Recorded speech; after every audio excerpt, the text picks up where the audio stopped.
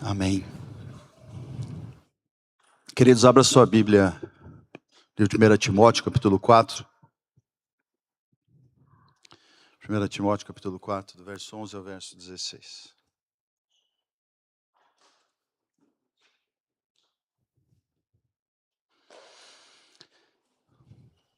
A palavra de Deus, essa manhã diz assim: ordena e ensina essas coisas. Ninguém despreze a tua mocidade. Pelo contrário, torna-te padrão dos fiéis na palavra, no procedimento, no amor, na fé, na pureza. Até a minha chegada, aplica-te à leitura, à exortação, ao ensino. Não te faças negligente para com o dom que há em ti, o qual te foi concedido mediante profecia, com a imposição das mãos do presbitério. Medita essas coisas e nelas sê diligente, para que o teu progresso a todos seja manifesto. Tem cuidado de ti e da doutrina. Continua nesses deveres, porque fazendo assim salvarás tanto a ti mesmo como aos teus ouvintes. Amém. Vou ler novamente o verso 16. Tem cuidado de ti e da doutrina. Continua nesses deveres, porque fazendo assim salvarás tanto a ti mesmo como aos teus ouvintes. Pai querido, fala conosco agora, por meio da sua palavra, esse é o nosso desejo, em nome de Jesus. Amém. Mas eu acho que é consenso, não é novidade, que os encontros de estudo bíblico não são os mais frequentados, não é? Se você for a um culto de quarta-feira da igreja, aqui até da nossa igreja, você vai perceber que a frequência não é tão grande assim. O povo não é muito assíduo, né, ao estudo da palavra. Se eu convidar você para estudar a palavra, talvez isso não mexa tanto com o teu coração, quanto se eu te convidar a ir a um culto de louvor, né, de adoração, de louvorzão. Então, o estudo da palavra, o estudo não é algo, infelizmente, que tem conquistado aí o seu coração, o coração da maioria das pessoas. Se não é o seu caso, graças a Deus, mas é sim o caso da maioria dos crentes. É difícil encontrar pessoas que buscam a Deus por meio da sua palavra com afinco. Por quê? Por preguiça, por falta de disciplina, por falta de vergonha na cara, não é?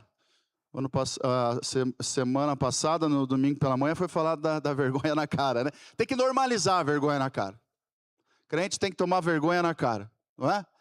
Mas eu diria que a principal razão, tudo isso é verdade, há muita preguiça, há muita falta de disciplina, é porque as pessoas, de forma geral, não gostam de estudar. Não é só estudar a palavra. Elas não gostam de estudar. Se eu chamo alguém para estudar a Bíblia, ela vai refletir sobre o estudo da Bíblia a mesma vontade que ela tem, infelizmente, sobre o estudo de qualquer coisa. O estudo hoje perdeu a essência de forma geral também. As pessoas não estudam mais para aprender, pelo prazer do aprendizado. Elas estudam de forma utilitarista, porque precisam estudar. Faça o curso não porque você quer muito entender o que é que aquele professor, o que é que aquela ciência tem para lhe mostrar, para que você seja uma pessoa melhor, um profissional melhor. Estuda-se basicamente porque aquele certificado, aquele diploma vai te fazer melhor, vai te fazer ganhar mais. Vai fazer com que você possa progredir na sua carreira de alguma forma. Bom, antes perguntava-se: que tipo de pessoa este conhecimento me ajudará a ser? Hoje pergunta-se: quanto isso aumentará o meu salário? Bourdieu, um filósofo francês, ele fala sobre isso, final dos anos 2000, é o tempo da sua escrita, vamos pensar assim. E ele fala muito sobre essa sociedade que é também utilitarista, que vive em busca daquilo, não do que lhe dá prazer, o conhecimento, a essência ou a própria essese, que é o prazer da contemplação em Deus ou na palavra, mas essencialmente por aquilo que vai resolver o seu problema de forma imediata. Bom,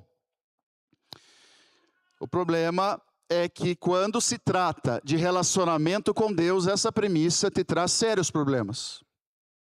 quem não tem em Deus o prazer do estudo, quem não tem o prazer do estudo para entender quem é Deus, esse dificilmente passará de ano. Na vida com Deus não há um diploma que te faça progredir na sua carreira. Na vida com Deus há de fato o próprio Deus naquilo que Ele se deixa conhecer. Quando de fato o estudo é genuíno e verdadeiro, esse sim te fará progredir. Bom, há de se pensar, portanto, e essa premissa é verdadeira, que precisamos resgatar o prazer do estudo da palavra. Precisamos resgatar o prazer, a essência, a verdade de que é necessário, como crentes que somos, de buscar a Deus através das Escrituras para entender quem de fato Ele é. Não gostamos de estudar. Estudar dói. Estudar te tira da zona de conforto, estudar te gera disciplina ou exige disciplina. Estudar te faz refletir, te faz pensar, te faz mudar, inclusive, por meio daquilo que você aprende e entende, portanto, que há uma necessidade de mudança de rota. Mudar gera esforço, ou estudar gera esforço, e de fato nós não queremos nos esforçar. Bom, a palavra de Deus trabalha na contramão. Pensemos naqueles que são elogiados pela palavra. Atos capítulo 7, verso 11, diz: ora, estes eram mais nobres, quando falava-se dos crentes de Bereia, porque examinavam as Escrituras para saber se aquilo que estava sendo dito era de fato coerente com o que Deus havia ensinado. Porque examinavam cada dia as Escrituras para ver se as coisas eram de fato assim. Paulo escreve essa carta de 1 Timóteo, uma das últimas cartas dele, especialmente 2 Timóteo, lemos primeiro agora, mas 2 Timóteo também pede para que Timóteo se esmerasse no ensino da palavra, apresentando-se como um obreiro de que não tem do que se envergonhar, a partir daquilo que conhecia da palavra do Senhor. Ele escreve essas cartas, era uma carta pastoral, para instruir Timóteo, para que não menosprezasse a sua tenra idade, a sua pouca idade, não deixasse as pessoas assim fazê-lo, mas também para que por meio do estudo da palavra pudessem combater as heresias que ali existiam, especialmente a igreja de Éfeso. Bom, ele procurava combater as heresias gnósticas e, portanto, fez com que instruiu Timóteo para que focasse, se esmerasse, desse importância ao estudo da palavra de Deus, porque esse era o caminho. E ele fala uma palavra aqui especial, ele fala da doutrina. Ele vai dizer assim no verso 16, tem cuidado de ti mesmo e da doutrina. A palavra doutrina traz alguns arrepios para algumas pessoas. Porque a palavra doutrina pressupõe regras, pressupõe limites. No entanto, a palavra doutrina ou a doutrina é a própria essência da palavra do Senhor. Não existe a palavra e existe a doutrina. Existe a palavra que é a doutrina, que instrui cada crente, cada servo do Senhor, nos seus limites, nos seus caminhos. Portanto, quando o apóstolo Paulo pede para que Timóteo prestasse atenção, valorizasse a doutrina, ele está, em outras palavras, dizendo: apegue-se à palavra do Senhor. Portanto, todos esses problemas que você vive, Timóteo, esses desafios que você tem na sua vida, e a palavra do apóstolo Paulo serve para mim e serve para você também, devem ser vencidos e serão vencidos com o apreço da doutrina, que é a palavra. Esse conjunto de regras e práticas que servem para cada crente como o guia, o norte da sua fé. Apegue-se à doutrina. Mas aí resgato de novo a premissa inicial que trago o exórdio desse sermão. Não gostamos de estudar. A maior parte das pessoas, e eu não preciso ir muito longe. Se eu perguntar a você quando foi o último livro que você leu, o último curso que você fez, o último estudo bíblico que você deu e não só participou, porque para oferecer precisa ter, não é? Para ensinar precisa saber, como com Esdras acontece, muito bem. Bom, esse apego, esse apreço à palavra, ao estudo, ele não é comum. Só que se ele não é comum, se você sabe pouco e depende de outros para saber, você vai sofrer. O que Paulo está dizendo é: Timóteo, diante dos desafios que você tem na sua vida, porque a vida de Timóteo era o seu ministério, a igreja, ele está dizendo: você Timóteo, você João, você Maria, para os desafios que a vida lhe impõe, apegue-se à doutrina. Abrace a doutrina, abrace a palavra e estude a palavra. Bom, e a partir disso, A premissa é essa, a verdade, a grande verdade é essa. Todos os pontos, tudo aquilo que falarei, eles emanarão dessa primeira verdade. É preciso apegar-se à palavra. A doutrina é o oposto. A palavra é o oposto daquilo que Zygmunt Bauman, esse já polonês, final do 2017, ele vai dizer, por meio daquilo que ele defende da sociedade líquida, é o oposto disso. Essa sociedade de hoje, quer a fluidez, quer a adaptabilidade, quer a sua verdade, mas não, a palavra traz limites, traz freios, que todos nós precisamos entender, assimilar, aceitar, para que vivamos melhor. Bom, e por que então, diante dessa premissa maior, a verdade, a doutrina nos faz também? Primeiro, porque a partir dela, podemos saber dar razão e devemos da nossa fé. Olha o que diz 1 Pedro capítulo 3, verso 15. Antes, santificai ao Senhor Deus em vossos corações. Antes, santificai ao Senhor Deus em vossos corações. Estais sempre preparados para responder com mansidão e temor a qualquer um que vos pedir a razão da esperança que há em vós. Ou seja, no seu caminhar, no seu dia a dia, quando encontrar fulano, encontrar Beltrano, as oportunidades aparecerem, até porque o próprio apóstolo Paulo diz a Timóteo, prega, insta, quer seja oportuno, quer não, nas oportunidades da vida, precisamos e você precisa estar preparado para dar razão daquilo que você crê. Então o apego à doutrina, o amor pela palavra, serve para que você viva melhor, evidentemente, mas também faça outras pessoas como instrumento viverem melhor. É preciso que você saiba dar razão daquilo que você crê. Nós terceirizamos a razão da nossa fé. Vou dar um exemplo. Dizemos assim, eu vou te mostrar um vídeo que diz exatamente o que eu penso.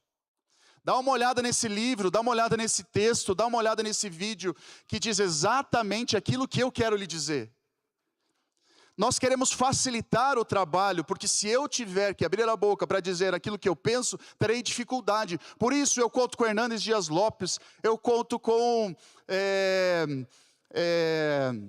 Nicodemos, eu conto com seja qual for o pregador que é da minha preferência, para que ele diga por mim aquilo que eu penso.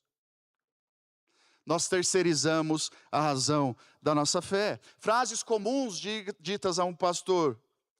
Pastor, o senhor pode explicar a Bíblia, falar de Jesus para o meu filho? Pastor, o senhor pode me ajudar a evangelizar o meu vizinho? Pastor, o senhor pode me ajudar a explicar para fulano como é que eu penso? Aquilo que você pensa, é preciso que você saiba explicar e dar razão. Falta-nos apologetas dentro da igreja. E lógico que cada um, Deus escolhe, cada um recebe os seus dons. Existem os grandes apologetas, aqueles que Deus escolheu especialmente para escrever e nos explicar muitas coisas, e nos representar diante de autoridades, etc. Mas em nós é preciso haver um pouco desse apologeta, aquele que é capaz de, diante dos desafios, das oportunidades, possa abrir a boca e dizer, isso é isso, isso é isso, a verdade é essa, explicar, defender. Você conhece a sua fé a ponto de explicá-la? Pergunto de novo, você conhece a sua fé a ponto de explicá-la?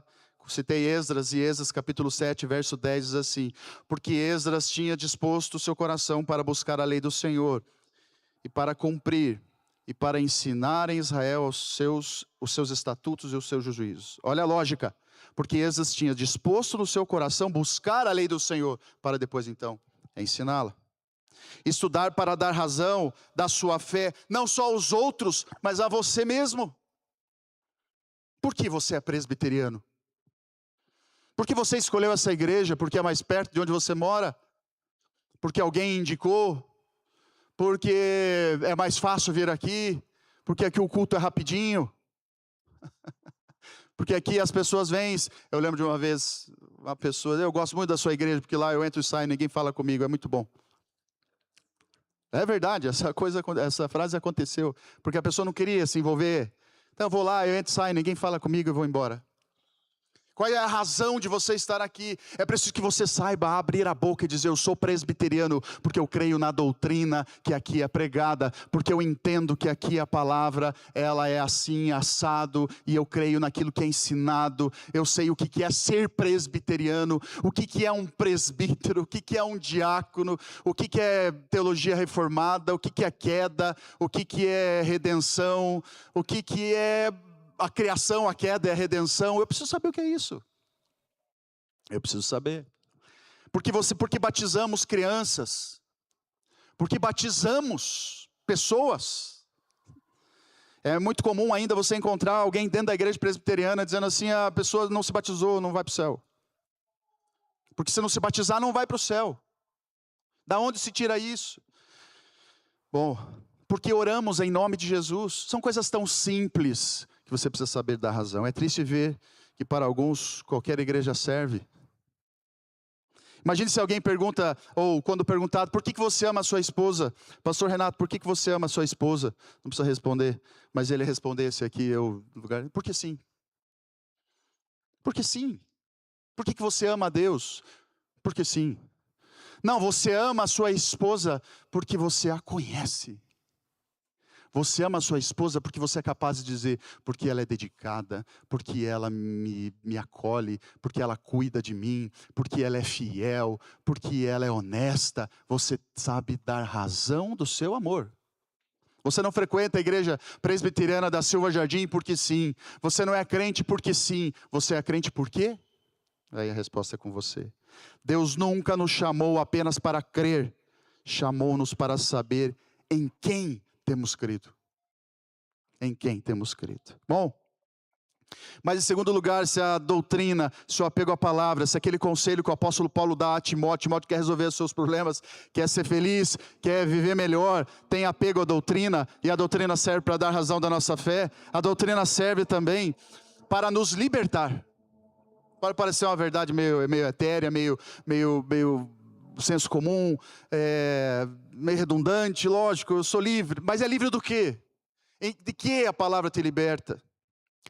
Jesus dizia, João, capítulo 8, versos 31 e 32. Jesus dizia: pois aos judeus que criam nele. Jesus dizia: pois aos judeus que criam nele. Se vós permanecerdes na minha palavra, verdadeiramente sereis meus discípulos. E conhecereis a verdade, e a verdade vos libertará. Essa é uma das verdades mais lindas, de fato, da palavra. A palavra de Deus nos liberta do que? Primeiro, da mentira. A mentira, essa mentira tão comum. Primeira vez que eu vi o Dani ontem, primeira vez mesmo que eu vi o Dani falar assim: mentirinha branca. Lembra que a gente falava isso quando era pequeno, da mentirinha branca? Tem isso ainda, não tem? Sei lá, voltou. Eu esqueci que existia. A mentirinha branca, aquela que parece que não vai fazer mal a ninguém. É verdade que todo pecado nasce de uma mentira. A mentira da serpente a Eva. Dali então brota-se, nasce o primeiro pecado. A serpente engana Eva, não é? O ser humano vive escravizado por essas falsas crenças, pelas mentiras que levam ao pecado. Serei feliz se tiver mais dinheiro. Verdade ou mentira? Quem tem muito dinheiro aqui pode levantar a mão? Brincadeira. Autoestima, né? Não. Gente, mas o fato é que quanto mais tem, mais você quer. Isso não sacia a sua sede. E eu lembro uma vez de algo que eu li que dizia que o dinheiro, primeiro você vive com medo de não ter o dinheiro. Depois que você tem o dinheiro, você vive com medo de perdê-lo. Então ele está sempre te escravizando. Não é o medo de perder o dinheiro, mas é o medo de perder o padrão que aquele dinheiro passou a lhe oferecer a você e a sua família. Então você luta para manter aquele. Então o dinheiro está sempre tentando te escravizar. Será feliz, então, se tiver uma casa melhor, um carro melhor? Triste engano, ledo engano, que te leva ao pecado. Meu valor depende da opinião dos outros, não é? Lógico que não necessariamente é com essa frase que brota isso à sua mente, mas há muitas pessoas escravizadas por essa verdade, dependendo sempre da aprovação do terceiro para ter satisfação. E quando não vem, te faz mal. É muito comum que ao final do sermão, as pessoas elogiem o sermão do pastor, não é? Hoje o Senhor arrebentou. Renato, quantas vezes? Diego? Poucas vezes, né, Diego? 2 vezes. Mas hoje, mas hoje o problema é o seguinte, o pastor vai assimilando isso, e quando não vem o elogio? O pastor vai triste para casa. Hoje ninguém elogiou. Aí por isso que o elogio te escraviza. E não tenha mal nenhum em elogiar, continue elogiando. O problema não está em quem faz o elogio, é quem recebe. Eu não posso fiar o meu ministério no elogio que eu recebo. Eu tenho que ter plena convicção daquilo que eu falei, daquilo que eu sou, daquilo que eu faço. Em Deus eu me satisfaço, porque depender do elogio do terceiro, isso vai de fato me escravizar. A doutrina, ela desmonta essas mentiras e nos reconduz à realidade.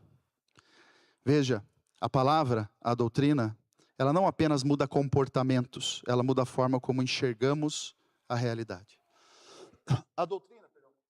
A doutrina, a Bíblia, a palavra, ela nos liberta da escravidão do pecado. Jesus, ainda em João 8:34, vai dizer, todo que comete pecado é escravo do pecado. Veja, o mundo define liberdade como fazer aquilo que se quer, não é? Eu sou livre porque eu posso fazer o que eu quiser. Não, você não é livre, você é escravo da sua vontade. Você é livre se você for capaz de fazer aquilo que você não quer. Exemplo, pastor, pensa num gordinho que gosta muito de comer bolo. Lembrou de quem? De você mesmo. O fato é o seguinte, se você passa à frente de uma panificadora, de uma confeitaria, esse gordinho, essa pessoa que está fazendo dieta, ela quer muito entrar naquela confeitaria. Ela quer muito, mas ela não entra. Ela continua caminhando. Essa é livre. Agora, se ela quer muito entrar e não teve jeito, ela entrou, ela é escrava do seu desejo. Essa, e como muitos são, infelizmente, escravos do seu desejo, essa vai cair na tentação. Um dependente químico faz aquilo que quer? Pergunto para ele quantas vezes ele não quis fazer e não conseguiu. Um avarento faz o que quer, um homem dominado pela pornografia faz o que quer, um paranista faz o que quer? Não. Esse é escravo do seu desejo. Bom, a Bíblia define liberdade como fazer aquilo que eu não quero, mas eu devo. Um homem verdadeiramente livre não é aquele que faz tudo o que quer, é aquele que consegue fazer o que não quer quando sabe o que é certo. Esse é livre. Quem traz essa liberdade é a palavra de Deus. Só Deus é capaz, por meio do seu Espírito, de dar força para vencer as tentações que continuam te empurrando para o mal. Veja como a Bíblia ilustra isso, Salmo 119, verso 11. Guardo no coração as tuas palavras, para não pecar contra ti. Guardo no meu coração a sua doutrina. Guardo no coração as regras. A gente não quer regra, a gente precisa de regra. Uma criança saudável é uma criança que segue regras. Um crente saudável é um crente que segue regras. A doutrina não aprisiona, ela quebra correntes. Pensemos num contexto macro, o que aconteceu na Reforma Protestante, a verdade libertou. Libertou um povo, libertou uma igreja, para viver então de fato uma salvação, não por obras, mas pela graça de Deus, o povo foi liberto. A palavra não libertou, o acesso à Bíblia não libertou aquele povo, que antes proibido de acessar a palavra de Deus, seja por ordem, ou seja por impossibilidade da letra, da leitura, quando passa a ter acesso, percebe então que estava aprisionado, e agora poderia viver livre. Em terceiro e último lugar, a doutrina, a palavra, gera maturidade, ela nos faz crescer. Porque devendo já ser mestres pelo tempo, isso é Hebreus 5, 11 a 14. Olha se não é para nós isso aqui, talvez para você. Não sei quanto tempo você tem de igreja. Muitos anos já? 10 anos? Mais de 10? Queridos, entra num curso. 10 anos de curso. Já aconteceu isso com você? Não, talvez seja alguém que foi desperiodizado, né? Entrou lá em administração em 2000, se formou em 2010. Né? Você lembrou agora, né, Eliane, dessa fase. Mas é o seguinte, veja, quanto tempo na faculdade? Alguma coisa você teve que aprender. Você saiu, você aprendeu. Pensa agora na igreja. Quanto tempo de igreja, quanto tempo de escola bíblica dominical? Você está se formando já? Eu sei que nunca chegaremos a essa formatura. Mas já é capaz de ensinar? Já está num nível de mestre? Olha o que a palavra de Deus diz. Porque devendo já ser mestres pelo tempo, ainda necessitais de que vos torne a ensinar quais sejam os primeiros rudimentos da palavra de Deus. E vos haveis feito tais que necessidades dele, e vos haveis feito tais que necessitais de leite e não de sólido mantimento. Tem gente que ainda é criança na fé. Deus tem outras coisas para você. Tem gente que ainda parece parada no tempo no que se refere à doutrina ou ao aprendizado. Precisamos deixar de ser crianças na fé. Efésios 4,14 diz assim: para que não mais sejamos como crianças, arrastados pelas ondas, elevados para um lado ou para o outro por qualquer vento de doutrina, pela artimanha das pessoas, pela astúcia com que induzem ao erro. Essa analogia à criança ela é muito importante, porque qual é o medo de um pai quando a criança conversa com outro adulto, e isso não é monitorado? Que esse outro adulto fale alguma coisa que a leve embora, que a tire do caminho. Portanto, quando a Bíblia fala que é muito importante que não sejamos como crianças, levados pelos ventos de doutrina, é para que nós não sejamos levados por pessoas que sopram nos nossos ouvidos alguma verdade que é capaz de nos tirar de perto de Deus, do nosso Pai. Você, infelizmente, está suscetível, se não tiver um apego, um conhecimento da palavra, a ouvindo um sermão qualquer de um pastor X, você se convença de que aquilo que você sempre ouviu não é verdade. O que é verdade é aquele homem que está falando ali. Veja, isso é criança que pensa assim. Porque alguém maduro é capaz de ouvir algo que contraria aquilo que crê e mesmo assim mantenha-se firme nas suas crenças. Maturidade. E não confunda idade com maturidade. O tempo nos torna mais velhos. Mas é a palavra de Deus, a doutrina, que nos torna mais maduros. Crianças acreditam em qualquer coisa, não é? Isso é um perigo. Da mesma forma, um cristão sem doutrina acredita em qualquer pregador, aceita qualquer revelação, muda de opinião a cada novidade. Criança faz o que é legal, não é? O que é legal. Eu vou àquela igreja porque aquela igreja é legal. Eu vou àquele ambiente porque aquele ambiente me traz prazer. Eu vou encerrar, mas pense em alguém respeitando ainda essa ideia, essa analogia. Alguém que entra na faculdade de medicina. Imagina um estudante que entra na faculdade, no primeiro dia ele sabe muito pouco. 10 anos depois, ele é capaz de diagnosticar doenças, complexas inclusive. O que aconteceu? Horas e horas de estudo. Ninguém amadurece profissionalmente apenas frequentando um hospital. Da mesma forma, ninguém amadurece espiritualmente apenas frequentando uma igreja. Uma anedota simples que diz assim como entrar numa garagem, muitas vezes não te torna um carro, entrar numa igreja muitas vezes não te torna um crente. Assim como entrar numa padaria muitas vezes não te faz um padeiro, entrar numa igreja muitas vezes não te faz alguém crente capaz de conhecer a palavra. É preciso estudar. Amados, tem cuidado da palavra de Deus. Tem cuidado dessa doutrina. Apegue-se à palavra para resolver os seus problemas. Eu não sei há quanto tempo de igreja, quanto tempo o senhor e a senhora estão na igreja. Mas valorize o que é feito aqui hoje, domingo pela manhã. E aqui faço uma observação interessante. Não sei qual é as suas referências, o seu conhecimento sobre outras igrejas. A nossa igreja está de parabéns. Temos N desafios, não somos perfeitos, vamos caminhar, comer muito arroz e feijão ainda. Mas a escola bíblica que aqui nós temos, são poucas igrejas que possuem. E você faz parte dela. Vá a uma grande igreja agora, uma grande igreja, que você tem como referência. Veja qual é o tamanho das salas, das escolas bíblicas dessas igrejas. Pequeniníssimas. As pessoas fogem da doutrina. E isso é uma característica da igreja presbiteriana do Brasil, o apego à palavra, saber dar razão da fé. Há muitos aqui que já entenderam isso. Não só porque vêm aos cultos de quarta-feira, que infelizmente nós sabemos que é na nossa igreja, também são poucas pessoas que vêm. Lembra quando eu ofereci o culto de quarta-feira? Hoje é a dona Maria Helena. Meus queridos, era de chorar. Quantas vezes preparava aquele estudo, vinha uma, duas pessoas. Dona Alvígia sempre vinha. Cadê Dona Alvígia? Parabéns para ela, está aqui. Dona Alvígia sempre vinha. Não faltava um, né, Dona Alvígia? Não sei se aprendeu muita coisa por causa do professor, mas não faltava uma. Parabéns, de verdade. Mas até hoje é assim. Pouquíssimas, raríssimas pessoas vêm.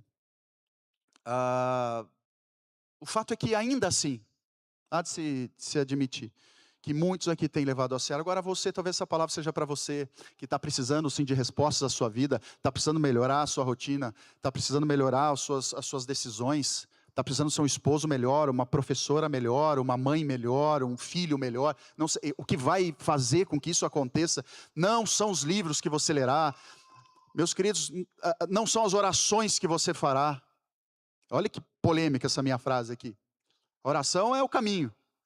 Mas a oração sem ação, ela não vai resolver. Porque você vai dizer a Deus, fala comigo na oração. E Ele vai dizer, falo, abre a tua palavra, abre a Bíblia, ou a minha palavra, e eu vou falar com você. É isso. Nós precisamos abrir a palavra de Deus para viver melhor, para então não ser levados por qualquer vento de doutrina, para ter uma vida mais satisfeita. Deus nos abençoe e que essa palavra seja resolutiva também na sua vida.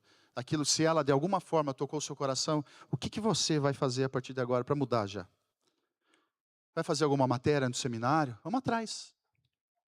Vai participar de algum estudo bíblico oferecido pela igreja? Temos um discipulado bem bacana aqui, feito pessoalmente, não temos um a um, que gera esforço. Toda semana, várias lições, mas quer aprender, quer evoluir, quer passar de ano? Tem que estudar. Leia a palavra. Qual é o livro seu preferido da palavra de Deus? Qual é o personagem seu preferido da palavra de Deus? Qual é o versículo seu preferido da palavra de Deus? Qual é o capítulo seu preferido da palavra de Deus? Qual é a história sua preferida da palavra de Deus? É triste, é muito triste perguntar para os crentes da nossa igreja qual é a história da Bíblia que você mais gosta. Ele não vai conseguir fugir da história de Davi, da história de Daniel, da história de Ruth, não vai conseguir fugir disso, porque é aquilo que a gente mais ouve aqui. Mas aquela tua história, que quando você conta para alguém até surpreende, nossa, nem lembrava dessa, porque você foi tocado pela palavra lá, individualmente, você e Deus. Amém. Que Deus nos abençoe, Deus nos ajude. Pai, nós queremos ter apego a essa doutrina. De fato, a sociedade, de forma geral, tem desaprendido esse apego, perdido esse apego pelo estudo, seja o que for. É um estudo utilitarista. Como isso vai me ajudar em alguma coisa que não seja o próprio crescimento pessoal? E a gente quer, na verdade, voltar a estudar para crescer pessoalmente.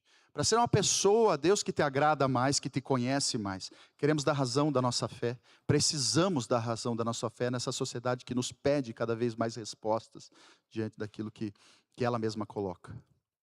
Nos ajuda, Deus, a buscar ao Senhor em espírito e em verdade, a ponto de que essa verdade nos liberte. A tua palavra nos liberta. Quando conhecemos a Bíblia, quando lembramos dos textos, nós podemos tomar decisões que nos ajudam a fugir da tentação, enfrentando o pecado e vencendo, portanto. Nos ajuda, Pai.